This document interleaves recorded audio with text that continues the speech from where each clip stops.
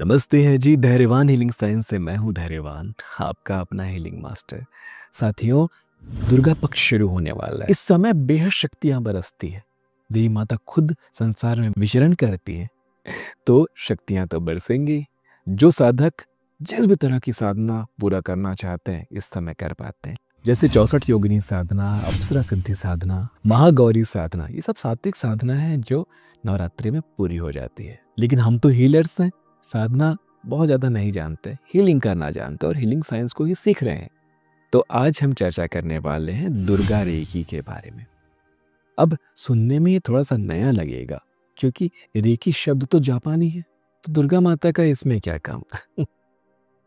सुनने में ऐसा लग सकता है। देखिए, रेकी का मतलब तो हम जानते ही हैं, प्राण ऊर्जा।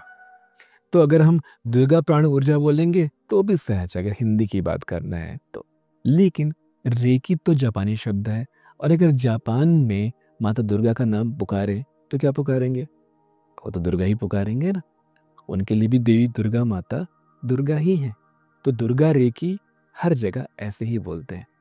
वैदिक विधि विधानों के साथ गुरुओं ने रेकी को दुर्गा माता की शक्तियों के साथ जोड़ा और इसे सहज बनाने के लिए कई सारे मंत्रों को इसमें जोड़ दिया।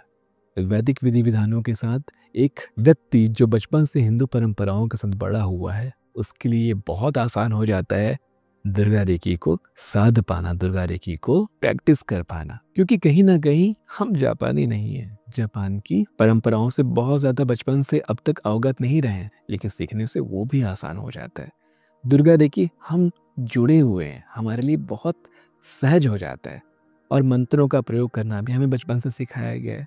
तो दुर्गा रेकी का प्रयोग करके हम हीलर्स बहुत सारी सिद्धियों को एक साथ हासिल कर पाते हैं। 9 दुर्गा के 90 विद्याएं हैं इस दुर्गा रेकी में, और वह 90 विद्याएं हमारे शरीर से जुड़ी हुई है, हमारे अंगों से जुड़ी हुई है, हमारे जीवन के विषयों से जुड़ी हुई है, दिशाओं से जुड़ी हुई है और वास्तु से जुड़ी हुई है। जो साधक दुर्गा रेकी का अभ्यास करता है, दुर्गा रेकी को साध पाता है, वह अपने आप में ही एक वास्तुशास्त्री बन जाता है, एक हीलर बन जाता है, एक काउंसलर बन जाता है, एक चिकित्सक बन जाता है। जितना ये सहज सुनने में है, उतना सहज ये करने में नहीं है।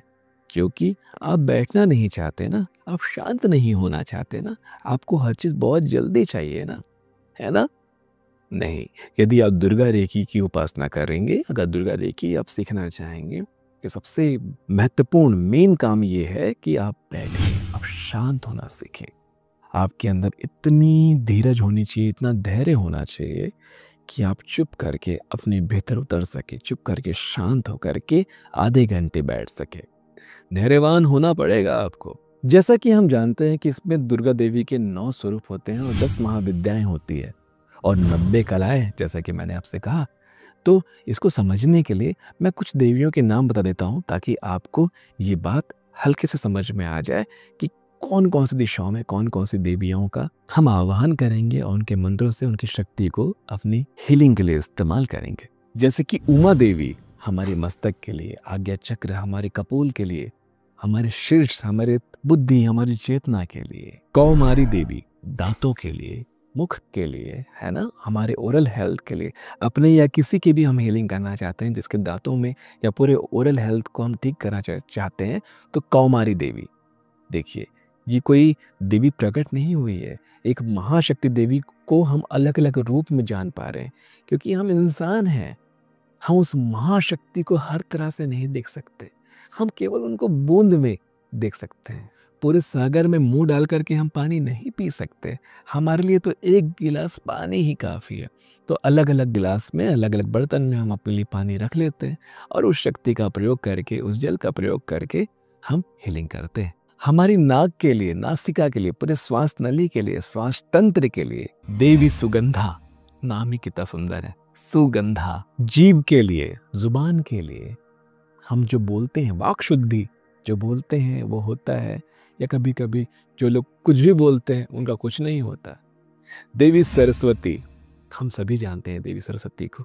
देवी सरस्वती देवी का वह स्वरूप है जो हमारे जीवन में अगर वास करे तो हर चीज शुभ हो जाए। देवी कामिनी, नाभि के लिए, हमारे नेवल के लिए, नेवल से जुड़े हुए सारे तंत्रों के लिए देवी कामनी, क्योंकि सारी कामना हमारे नेवल से जुड़ी होती है, नाभि चक्र से जुड़ी होती है। फिर हमारी स्किन, हमारी त्वचा, सुंदरता, वागीश्वरी देवी, हम वागीश्वरी देवी की उपासना करके, उनके मंत्रों को सिद्ध करके त्वचा की हीलिंग कर पाते हैं। वैसे ही वास्तु में कहा जाए तो ईशान कोण की रक्षा करने के लिए शूल धारणी देवी, जिन्होंने अपने हाथों में शूल को धारण किया हुआ है, वैसे ही ऊपर की ओर की रक्षा करने, छतों की रक्षा करने के लिए, हमारे सर पे जो छत है, जिसका सहारा है, जिसका आसरा है, जिसके संरक्षण में हम हैं, ब्रह्माणी देवी।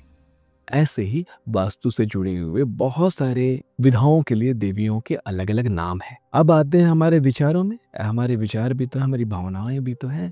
तो मन की एक बता देता हूं, मन की रक्षा करने वाली, मन को संभालने वाली जो देवी हैं, शोक विनाशिनी देवी। सरली मन में होता क्या है? शोक, दुख, चिंता, यही तो होती है। शोक विनाशिनी देवी का जब हम आराधना करते हैं, उनको जब पूजते हैं, जब उनके मंत्रों को जाप करते हैं, तो हम अपने या किसी के भी मन को हील कर पाते हैं। ऐसे ही 90 देवियों का प्रावधान है हमारे दुर्गा रेखी में, और इसके साथ 2 सिंबल, एक दुर्गा रेखी सिंबल और दूसरा विजिता सिंबल। 2 ही सिंबल इसमें होते हैं और दोनों सिंबल में बेहद शक्ति होती है। दुर्गा माता के इस सिंबल को, जो मैंने कहा दुर्गा रेखी के सिंबल को, हम अपने दोनों हाथों में रखते हैं, कागज में बना करके अपने हाथों में दुर्गा रेखी का सिंबल रखते हैं, और उसके बाद सभी 90 देवियों के लिए मंत्र जो होते हैं उनका उच्चारण करते हैं। हाँ, बिल्कुल सही बात है। अपने गुरुओं से आप इसका शक्तिपात लेंगे, शक्तिपात लेने के बाद ही कोई सिंबल, कोई चिन्ह आपके लिए काम करना शुरू होता है। और दूसरा सिंबल है विजिता। इस पर हम चर्चा कर चुके हैं हमारे सम्मोहन वाले अध्याय में। सम्मोहन के लिए विजिता सिंबल, देवी का एक ऐसा स्वरूप विजिता जो आपको सम्मोहन देता है। इसका भी अपना एक मंत्र होता है।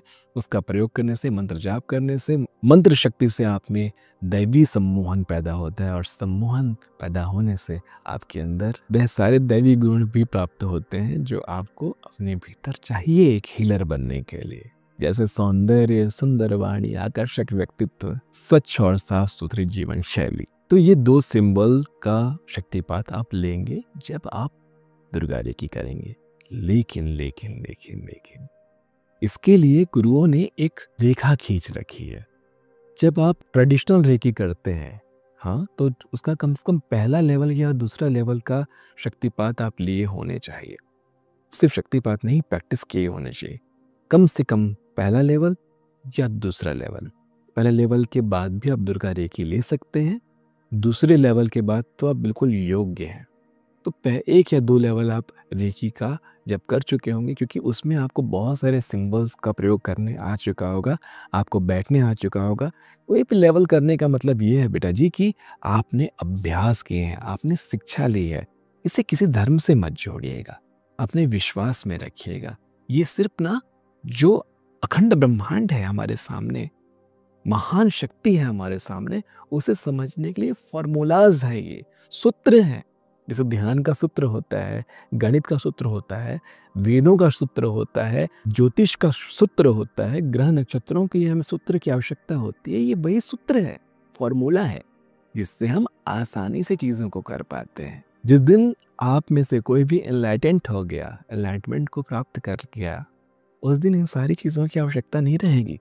आप ऊपर जा चुके हैं, आपके पास केवल कल्पना करने मात्र से ये सारी चीजें होनी शुरू हो जाएगी। तो आज हमने की दुर्गा रेखी की चर्चा। अपने गुरुओं से दुर्गा रेखी जरूर सीखिए, बहुत काम आने वाली विद्या है, हमारी जीवन के हर क्षेत्रों में ये काम आती है। और जैसा कि मैं हमेशा सिखाता हूँ, कोई भी विधा, कोई भी विद्या, कोई भी रेखी सीखने का नहीं, साधना का विषय है। तो अपने गुरुओं से आपको केवल शक्तिपात लेना है, और इस विद्या के बारे में बस जान करके आपको अपनी साधना पूरी करनी है। इतना ही तो है। ठीक है जी, आशा करता हूँ ये अध्याय भी आपको बहुत अच्छे से समझ में आया होगा। मिलते हैं आने वाले अध्यायों में, तब तक के लिए नमस्ते है जी।